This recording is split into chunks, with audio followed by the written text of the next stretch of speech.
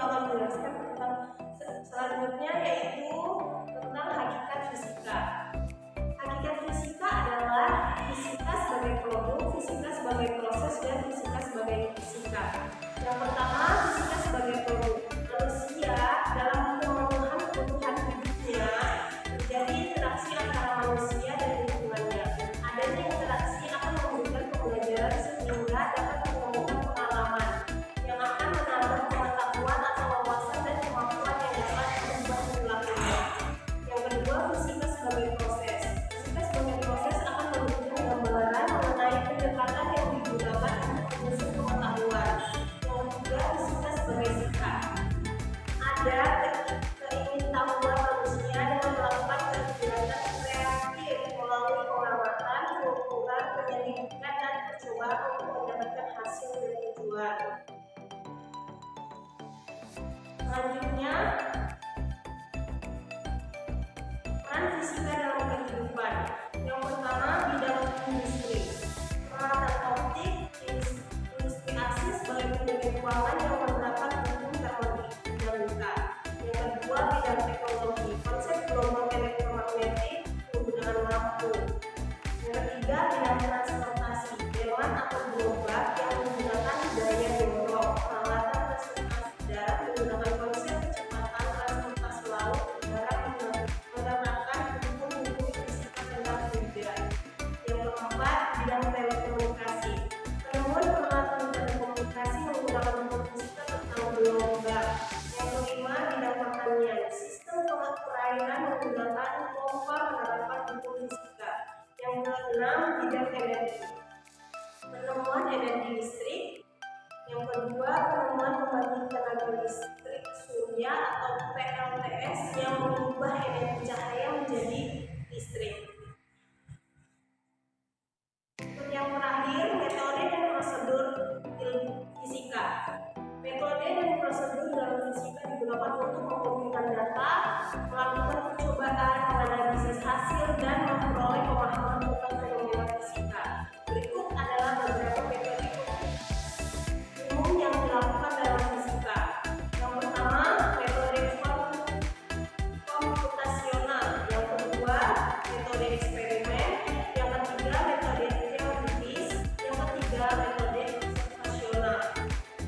Untuk metode konseptual itu sendiri adalah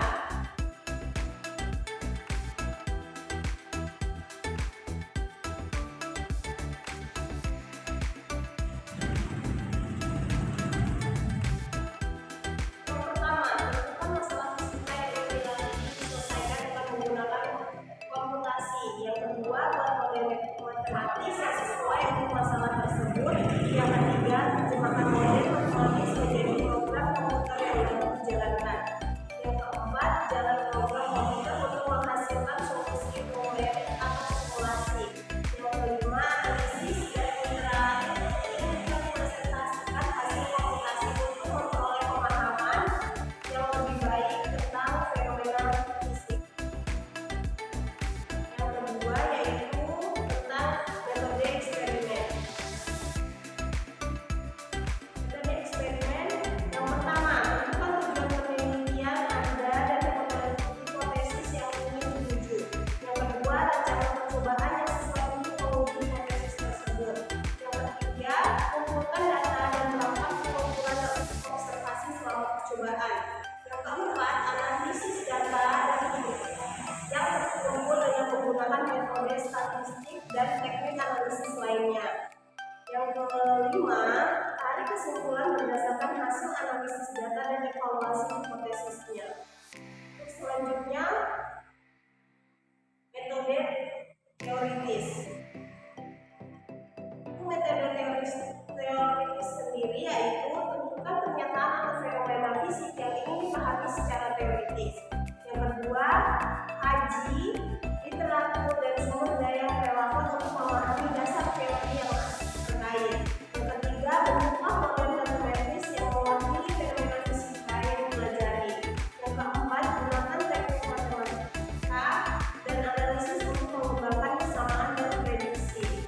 Yang kelima, lakukan simulasi atau perhitungan untuk menguji model dan prediksi tersebut.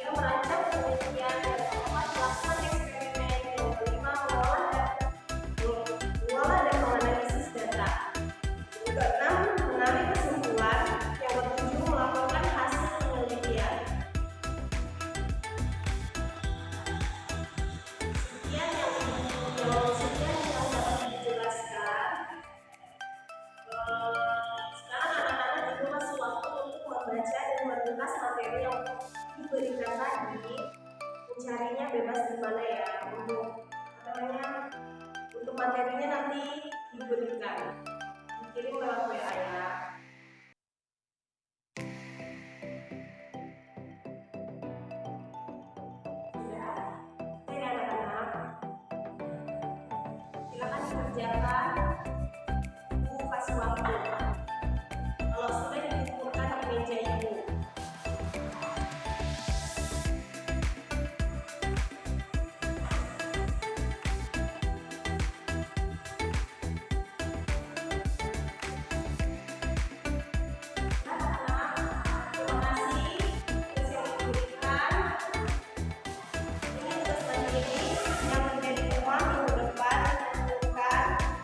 Jangan lupa pelajari materi minggu depan ya.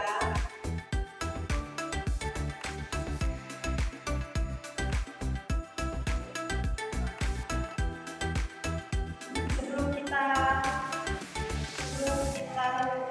meninggalkan kelas, terlebih dahulu lebih baik kita berdoa